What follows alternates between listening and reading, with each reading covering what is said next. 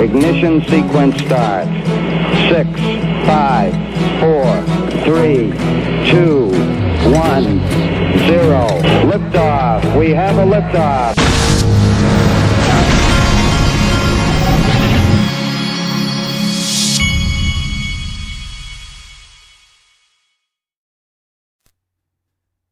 Hey everybody, this is the Digital Asset Investor, and just a little reminder, I am more bullish than I have ever been on digital assets and specifically XRP. And I'm not just bullish for the sake of being bullish. I'm bullish because I've been here since 2013, and I have looked into the black hole of what fear looks like. I know exactly what it looks like when we have reasons not to be optimistic. There was a time when I did not know if I would wake up tomorrow and my XRP holdings would be declared illegal. We are no longer in those times. Now, we stand to wake up one day and be looking at something that is a part of the entire world's flows of money. We're in an entirely different place than we were when I got into this in 2013. I literally used to talk to my father, who's the official father of the Digital Asset Investor channel. And I would say, I don't know, Dad. Tomorrow they might make this illegal. And in that case, we lose all of our money. So invest knowing that. That is where we were. We have come so far through the hard work of so many of the smart and hardworking people at Ripple, as well as other companies and just people in general in the digital asset space, including people in government. And you couldn't drag me away from this space kicking and screaming, folks, because we're on the precipice and you can feel it. And just look around as I go through the things today and you'll feel it. You can just feel it. All right. I wanted to start with this. Ripple is now advertising. So far, I have seen Ripple advertise on Twitter. Today I saw them advertise on Google Ads. And you're looking at the ad. Learn more about Ripple, faster cross-border payments. Join RippleNet to deliver the best customer experience in global payments today. Hundreds of financial institutions trust RippleNet for faster, low-cost global payments. Global Payments Network, payments in seconds, reliable payment delivery. All right. And I'm also seeing on Google Ads, I've seen Stellar advertising. If you type in stable coin on Google, there's a good chance you're going to see an ad for Stellar. These two are the two companies to watch, folks.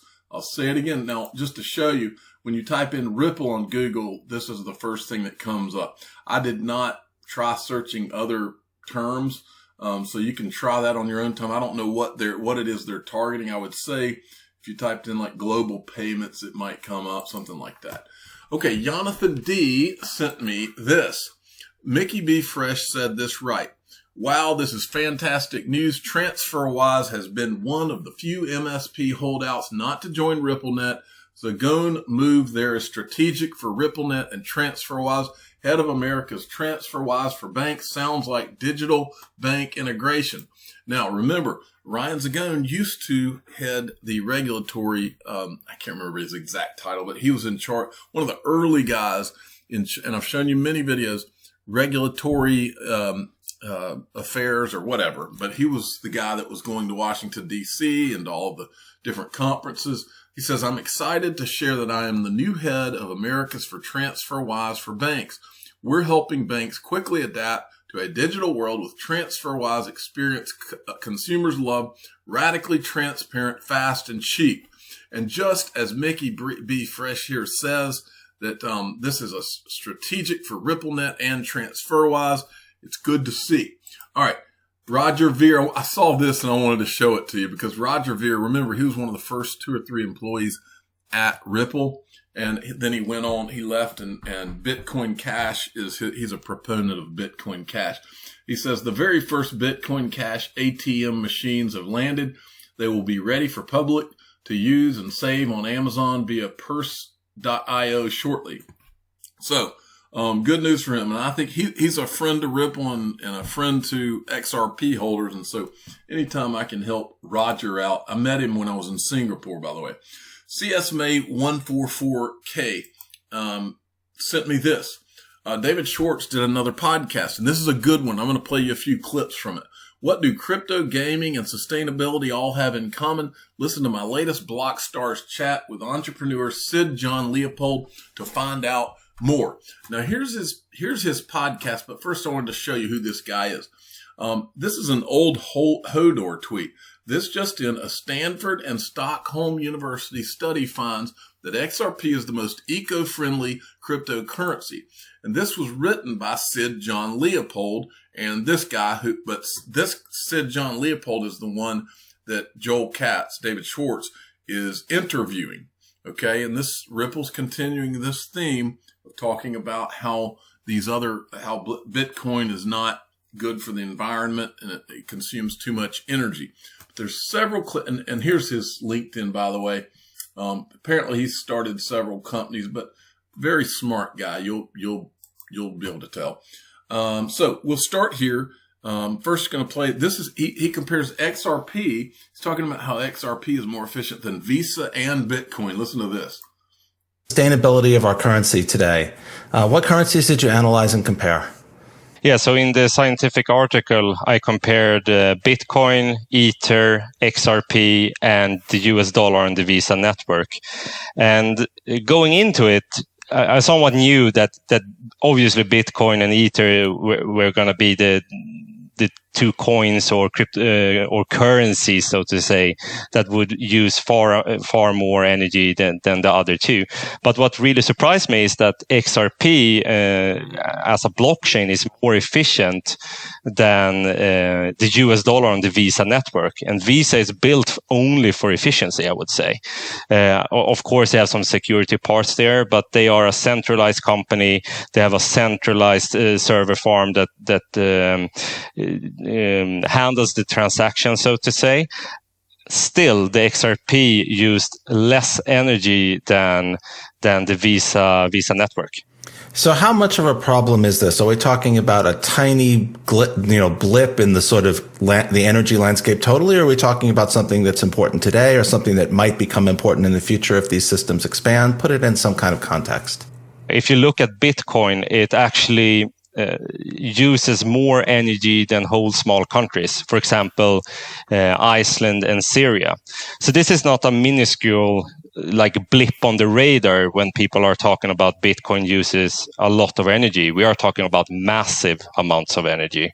And compared to the biggest companies around the world, like Google, that are technology only basically, and have hundreds of thousands of servers around the globe, they are not even using 1% of what Bitcoin is using when it comes to electricity. So Bitcoin, the design behind it, it's designed to secure the network by using energy. And therefore, I mean, this is something, if I envision going forward, that Bitcoin is just going to use more and more. So it's very important that we focus on this topic and look how can we make this working in a better way, either by using some other consensus mechanism as in XRP or proof of stake, or if we should use something else that actually produce this energy.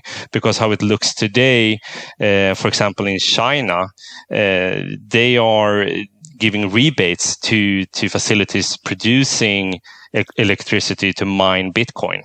I got some reports on that as well. So for me, it's just spitting out more and more CO2 to produce these Bitcoins. And I don't think that's the opposite of sustainable, if so to say. Okay. I thought that was a great clip. Now let's go and find, I think it's about the 12:58 mark. Let me see if I can peg it here. They're close enough. Proof of work. So one thing I think is often overlooked when it comes to cryptocurrencies, when you compare XRP to the most of the other ones, for example, Bitcoin, is the certainty level of it, because a transaction is certain on the ledger on XRP, while when it comes to Bitcoin, is a level of certainty. So what level of certainty am I comfortable with going forward? And that's a problem. That's a problem at making the speed problem even bigger, because on average, I have a block every 10 minutes, but is one block height enough for me? Or is it 5 blocks, 6 blocks? How should I determine this? And that depends on the hash rate or the current hash rate of the blockchain. That also varies over time. So it becomes like you need to be this mad scientist, to like determine if has this transaction gone through yet? Because it's not yes or no, it's just a level of certainty. But if you look at the XRP ledger working as is, like every 4th or 5th second, you have certainty on this, on both sides. And it doesn't matter if you view the transaction in different ways, the certainty is there. It's like a binary, yes, it closed it. You can bash it, David. If you think I'm in the wrong here, let me know. No, I do. Okay. So that was a good clip, and I've got a couple more here. Let's see if we can get, it's kind of hard to get to these places here, but I will do the best I can. How about, let me try a little bit further here. There we go. Ooh, I hit dead on it. There we go. Try this one. And that creates a lot of uncertainty in the markets, and I think that cryptocurrencies can be a good hedge where people actually can opt out from a currency into another more easy, so to say. Do you think it's possible for the U.S. to lose its position as the printer of the world's reserve currency? Is that possibly in the cards? If you look historically, yes. I mean, the life expectancy of any fiat currency is not that long. I think it's 27 years or something like that. So not long. And still, I think it's in the most persons around the world's interest that this stays the same, even though it benefits the US a little bit more than everybody else. But we need a currency that works on a global scale, and that is the US dollar right now because of liquidity reasons and other stuff. But if you ask, is it possible for it to lose it? Not in the near future or mid future, I think, but in the far future, I think yes. And what should replace it? I don't think another fiat currency. I think something that works better, and something that works better right now in many cases are cryptocurrencies. Could you imagine a world where countries basically decide that if there isn't going to be one stable world reserve currency, because I think every country would like to be the issuer of the world's reserve currency, but if they accept that they're not going to be that issuer, could they prefer a system that nobody can control to one that was controlled by one of their geopolitical competitors? Yes. I think that is like perfectly reasoned why it could work. Because if like two countries become equally powerful, the mutual destruction there is not going to be worth it. And, maybe opting into something else then. So does that argue for a scenario where one cryptocurrency takes over the world, or does that argue for a scenario where multiple cryptocurrencies could compete because they have different characteristics? Head on the nail there, because the way I see it, why we have so many different cryptocurrencies deducting scams from this equation is that all the cryptocurrencies are trying either to solve the same problem in different ways or solving different problems. And how I view cryptocurrency as previously stated is they are tools of innovation that you can use to make things more efficient. So the way I see it is that different currencies has different purposes, and therefore there will be a few that will prevail and many more will die out, but there are room for more than one. There you go. Okay, there's a couple more clips that were worth hearing. I'm going to play for you right here. Okay. The technology. And if you were enough of a visionary, you could say this is going to replace the horse, and other people would say that you're crazy. So I guess the question here is like, could cryptocurrencies usurp the role of fiat currencies generally? Yeah, I think cryptocurrencies can replace fiat currencies in the future and have that role.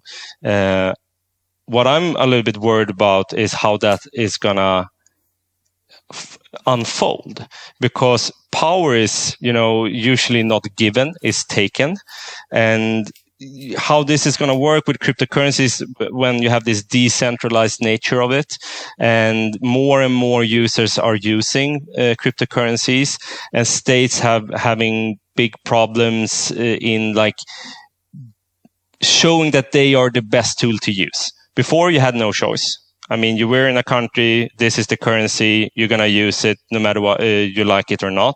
But now when you have cryptocurrencies and the internet almost everywhere, it's going to be very, very hard for states to force people to use a currency. So what I hope for is that cryptocurrencies force the ones in power to behave in a way where the fiat currencies behaves in a way that benefits the most. And that is what I think is going to happen. So you're going to have fiats that stays, and they are staying because they are adapting to the new reality. And you have fiat currencies that's going to die out, and they are simply dying out because they are not competitive in the global market.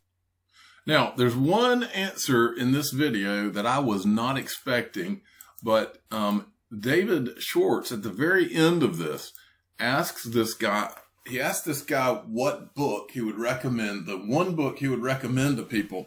And he names a book that I've talked about a lot on this channel. And in fact, I'll go ahead and tell you, besides this book, there's one other thing. You young people out there, listen to what he says, because listen very carefully to what I'm about to say to you. If you do nothing else, you need to go onto YouTube and type in The Strangest Secret by Earl Nightingale. And you need to listen to that at least 100 times, and you will understand what life's all about.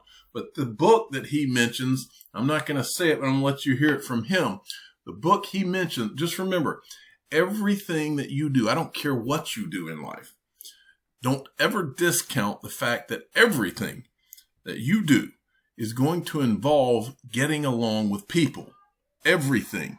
Whether that's your marriage, or whether that's your being a salesman, or whether that's being a software engineer, or whether it's being a pilot, you're going to be dealing with people your entire life. And if you do not know how to effectively deal with people, you will. I know people who are literally some of the smartest people that you've ever met, but they don't know how to deal with people, and it hinders them at every turn because they come across the wrong way and they can't deal with people. You can be the smartest person on the planet, but if you don't understand how to treat people and how to act towards people in your daily life, you will continue to be frustrated, and you will hit a dead end at every turn. And you will be unhappy on top of it, because people, if you treat them, I mean, the Bible even said it, do unto others. If you treat people the way that you would like to be treated, good things just tend to happen. But the book that he mentions, here it is. I'm going to play that section for you. Favorite books or advice that you would give to any entrepreneurs interested in the space, and why?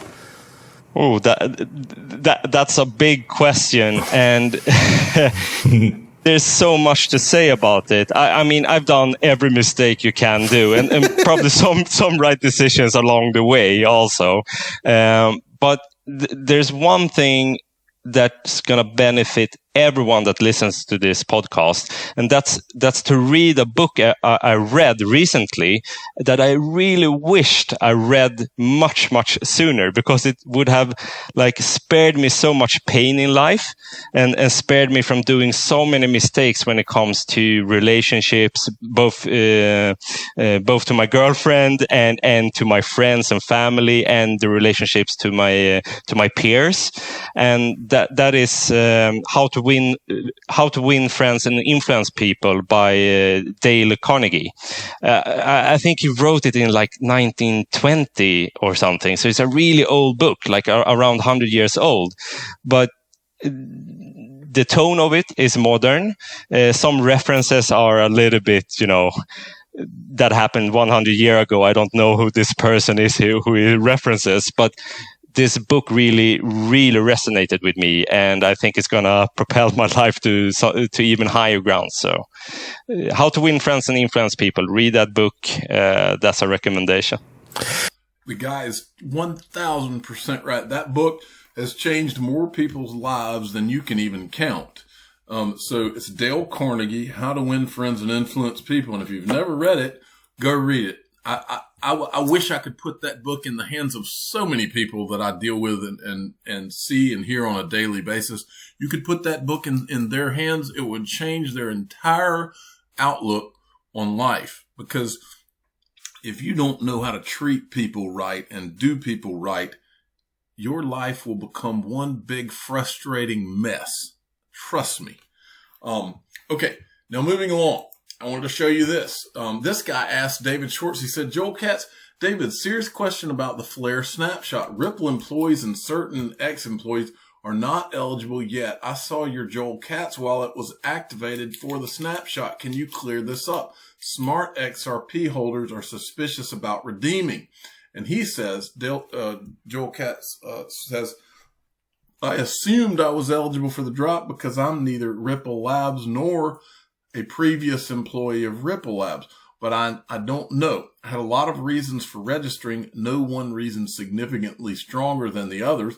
Show support, show it is safe, sell my tokens ASAP for dollars, etc. So anyway, David Schwartz is wanting to participate in the Flare drop. Now, I said at the beginning of this video, I've never been more, I want you to understand where we were in 2013. We were at a place in 2013 where the politicians, when they were asked about cryptocurrency, they said, well, that's for money laundering. That's for illegal purposes. And you literally were sitting there holding this stuff.